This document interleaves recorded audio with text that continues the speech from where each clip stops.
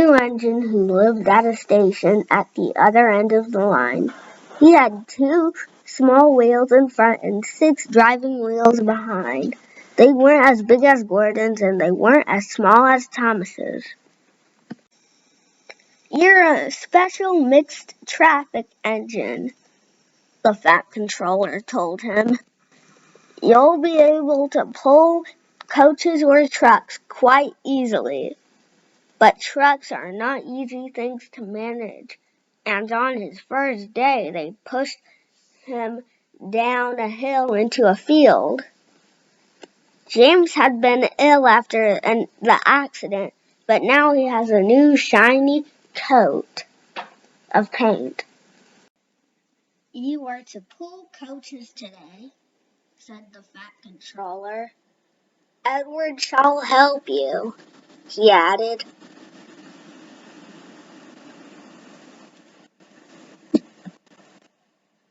James and Edward went off together to find some coaches. "Be careful with the coaches, James," said Edward. "They don't like being bumped. Trucks are silly and noisy. They need to be bumped and taught to be behaved. But coaches get cross and will pay you out." Edward and James took the coaches to the platform and were both coupled up in front. The Fat Controller, the station master, and some little boys all came to admire James's shining rods and red paint. James was pleased. "I am a really splendid engine," he thought, and suddenly left off steam. Whee! The Fat Controller, the station master, and the guard all jumped, and a shower of water fell on the Fat Controller's nice new top hat. Just then, the guard's whistle blew, and James thought they had better go, so they went. "Go on, go on," he puffed to Edward. Don't push, puffed Edward, for he did not like starting quickly. Don't go so fast, grumbled the coaches, but James did not listen. He wanted to run away before the Fat Controller could call him back. He didn't even want to stop at the first station. Edward tried to stop James, but it was too hard. The 2 coaches were far beyond the platform already, and they had to go back to let the passengers get on. Lots of people came to look at James, as no one seemed to know about the Fat Controller's top hat. James felt happier.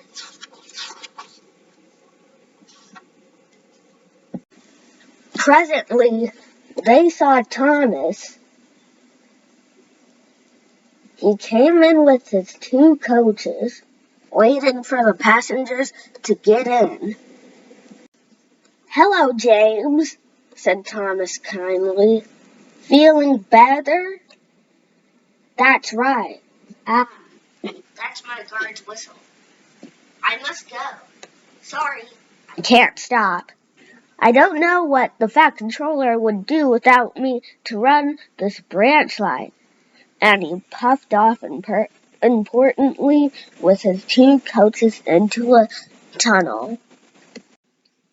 Leaving the junction, James passed the field where he had his accident.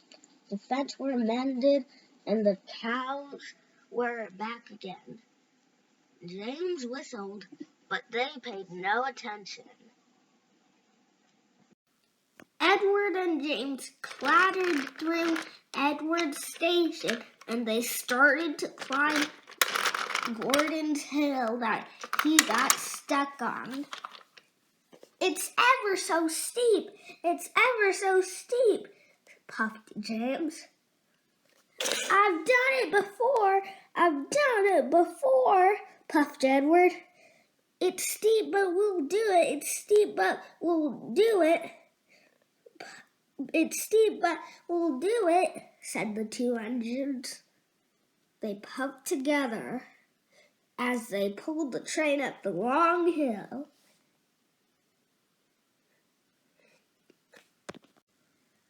They both had a long rest at the next station. Edward told James how Gordon had got stuck on the hill, and he had to push him up. James laughed so much that he got the hiccups and surprised an old lady in a black bonnet. She dropped all her parcels, and 3 porters, the station master, and the guard had to run after her, picking them up. James was quiet in the shed that night. He had enjoyed his day, but he was a little afraid of what the Fat Controller would say.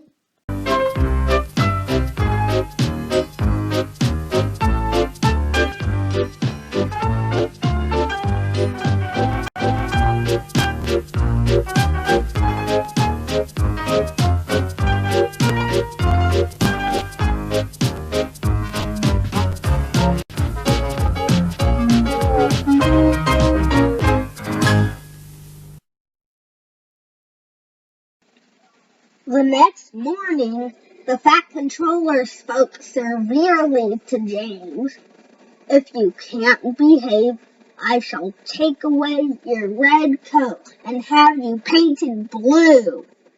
James did not like that at all, and he was very rough with the coaches as he brought them to the platform. Come along, he called rudely. "All in good time, all in good time," the coaches grumbled. "Don't talk. Come on, don't talk. Come on," answered James, with the coaches squealing and grumbling after him. He snorted into the station. James was cross that morning. The Fat Controller had spoken to him, the coaches had dawdled, and worst of all, he had to fetch his own coaches. "Gordon never does," thought James, "and he is only painted blue. A splendid red engine like me should never have to fetch his own coaches." And he puffed and snorted round to the front of the train and backed onto it with a rude bump. "Ooh!" groaned the coaches. "That was too bad." To make James even more cross, he had to take the coaches to a different platform where no one came near him as he stood there. The Fat Controller was in his office. The station master was at the other end of the train with the guard, and even the little boy stood a long way off. James felt lonely. "I'll show them," he said to himself. They think Gordon is the only engine who can pull coaches."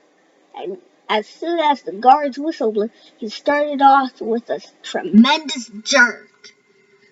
Come on, he puffed, and the coaches squeaking. James and the coaches clattered over the points and onto the open points. Hurry, puffed James. "You're going too fast, said the coaches. And indeed they were going so fast that they swayed from side to side. James just laughed and tried to go faster, but the coaches wouldn't let him. "We're going to stop. We're going too, stop, they said, and James found himself going slower and slower. What's the matter? James asked his driver. The brakes are hard on. Leak in the pipe, most likely. You've banged the coaches enough to make a leak in anything. The guard and the driver got down and looked at the brake pipes all along the train.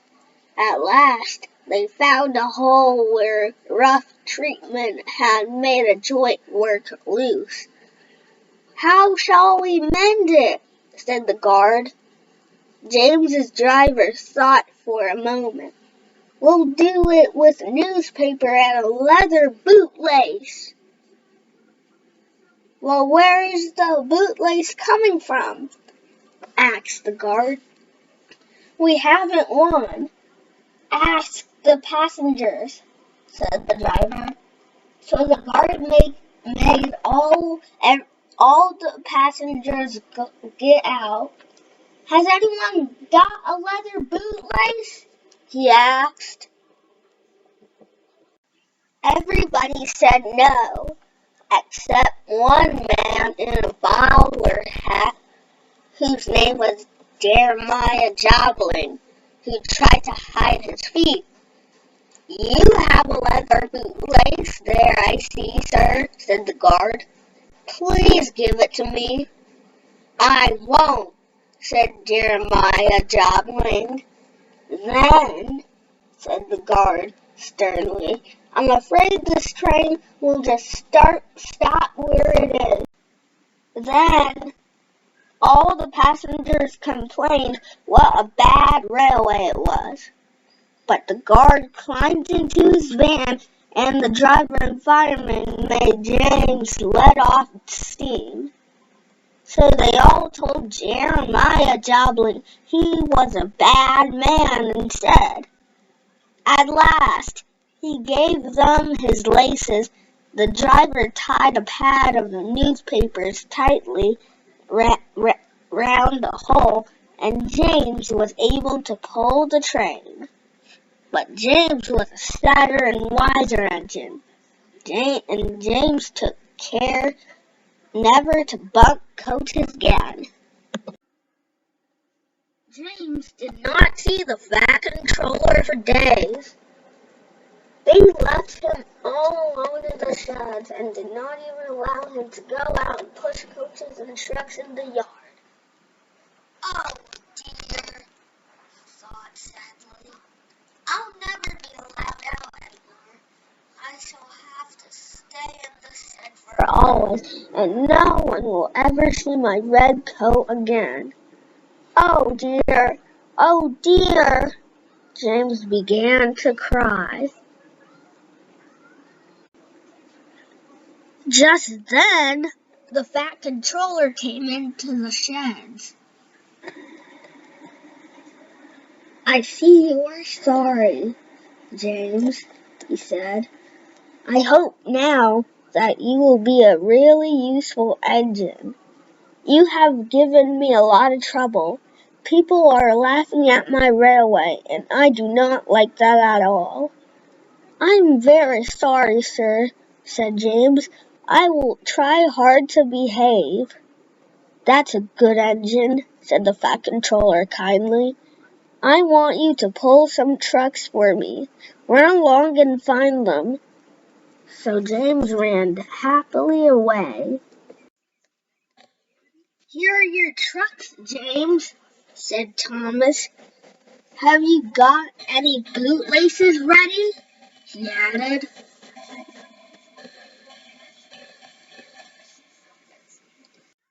Thomas ran away laughing. Oh, said the trucks as James backed onto them rudely. Whatever is happening? Whatever is happening? They said.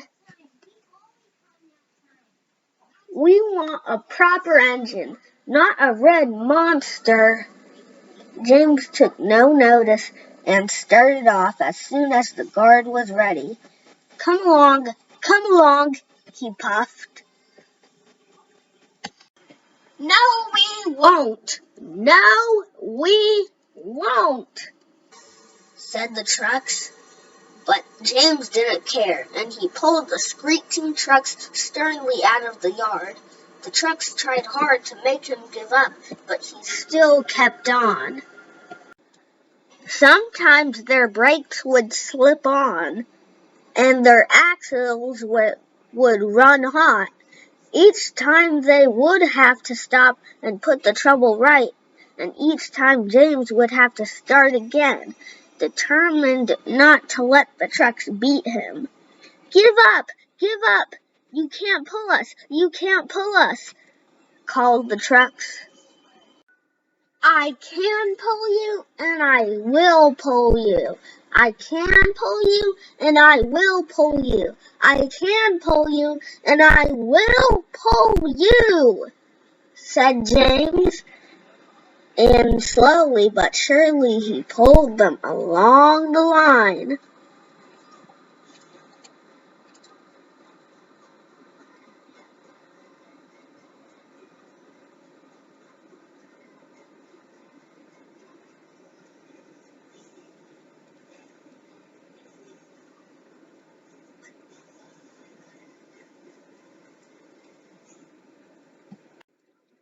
At last, they reached Gordon's Hill.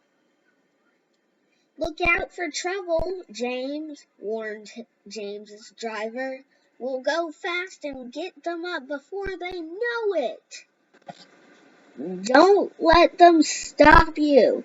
So James went faster and faster, and soon they were halfway up the hill. I'm doing it! I'm doing it! He panted. It was hard work. Will the top ever come? Thought James.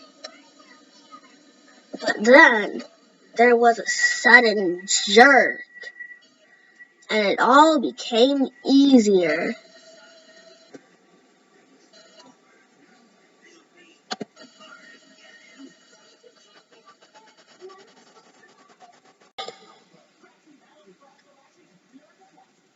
I've done it! I've done it! Said James. He puffed triumphantly. Hurrah! Hurrah! He thought. It's easy now, but his driver shut off steam. They've done it again, said James's driver. We've left our tail behind. The last 10 trucks were running backwards down the hill. The coupling had snapped, but the guard was brave. Very carefully and very cleverly, he made them stop. Then he got out and walked down the line with his red flag. That's why it was easy, said James as he backed down to the other trucks. What silly thing trucks are. There might have been an accident. Meanwhile, the guard stopped Edward, who was pulling 3 coaches. Shall I help you, James? Said Edward. No, thank you, answered James.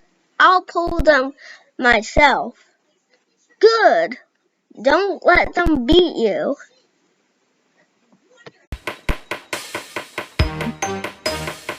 James slowly made it up the hill. I can do it! I can do it! I can do it! James cried. I can do it! Beep, beep, beep, whistled Edward. You're doing well! You're doing well! He pulled and puffed as hard as he could. I've done it! I've done it! Said James, and he made it to the top of the hill and disappeared once he went down. James safely made it to the station and he returned back home. Soon he saw Edward puff into the shed. And there came out of Edward's cab Sir Topham Hatt. "Hello, James," he said. "Oh dear," thought James. "What would the Fat Controller say?"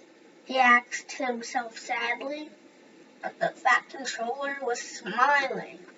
"I was in Edward's train and saw everything," he said. "You've made the most out of troublesome traps on the line. Behave. After that, you deserve to keep your red coat." James was as happy as he could ever be. Sometimes Gordon and Henry slept in James's shed, and they would talk of nothing but bootlaces. James would talk about engines who got shut up in tunnels and stuck on hills, but they wouldn't listen and went talking and laughing. "You talk too much, little James," Gordon would say. "A fine, strong engine like me has something to talk about. I'm the only engine strong enough to pull the express. When I'm not there, they need 2 engines. Think of that! I've pulled expresses for years and have never once lost my way. I seem to know the line by instinct," said Gordon proudly. "Every wise engine knows, of course, that the signalman works the points to make engines run on the right lines," but Gordon was so proud that he had forgotten about this. "Wake up, James," said Gordon one morning. "It's nearly time for the express." "What are you doing, Odd Jobs?" "Ah, well, we have to begin somewhere, don't we? Run along and get my coaches. Don't be late now," said Gordon. So James went off to fetch Gordon's coaches.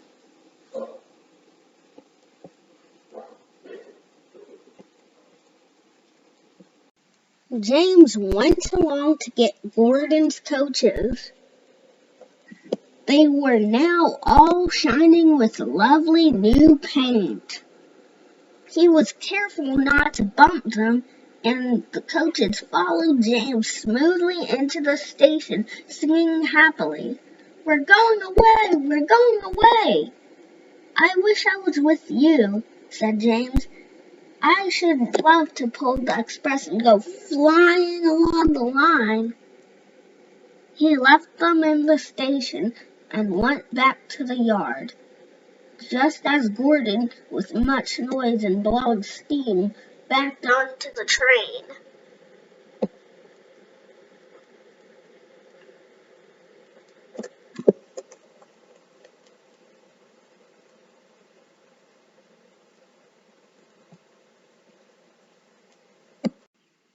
The Fat Controller was on the train with other important people, and as soon as they heard the guard's whistle, Gordon started. "Look at me now! Look at me now!" And the goat he puffed, and the coaches glided after him out of the station.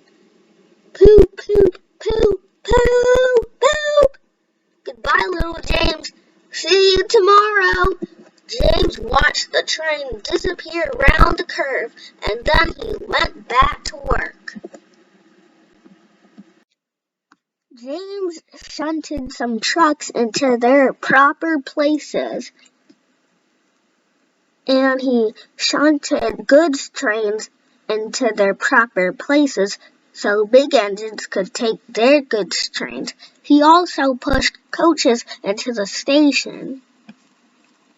Just when he was being uncoupled from one of the goods trains he was getting ready, he heard a mournful quiet. Shush, shush, shush, shush. It was Gordon, who was trying to slowly puff into the station without being noticed.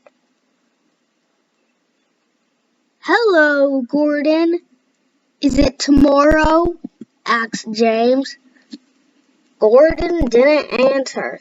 He just let off steam feebly. "Did you lose your way, Gordon?" asked James again. "No, it was lost for me," he answered crossly. "I was switched off the main line and had to go on the loop. I had to go all around and back again." "Perhaps it was instinct," said James brightly. Meanwhile, all the passengers rushed to the booking office so they could get their money back. "We want our money back! We want our money back!" they yelled. Everybody was making a noise, but the Fat Controller climbed on a trolley and blew the guard's whistle so loudly that they all stopped to look at him. Then he promised them a new train at once. "Gordon can't do it," he said. "Will you do it for us, James?" "Yes, sir. I'll try," said James. So James was coupled on and everyone got in again. "Do your best, James," said the Fat Controller. Just then, the guard's whistle blew, and the Fat Controller got into one of the coaches. Come along, James said to the coaches. You're pulling us well, you're pulling us well, you're pulling us well," sang the coaches. Hurry, hurry, hurry, puffed James. Stations and bridges flashed by. The passengers leaned out the windows and cheered. Finally, they reached the terminal. Everybody said, "Well done," to James. "Good job, James," said the Fat Controller. "Would you like to pull the express sometimes?" "Yes, please," said James happily. The next morning, James found Gordon pushing trucks in the yard. "I like some quiet work for a change," he said. "I'm teaching these trucks a lesson and put them in their usual manners." And he gave his trucks a bump, making them scream. "Oh, oh, oh, oh!" James and Gordon are now good friends. James sometimes takes the express to give Gordon a rest. Gordon never talks about bootlaces, and they are both quite agreed on the subject of trucks.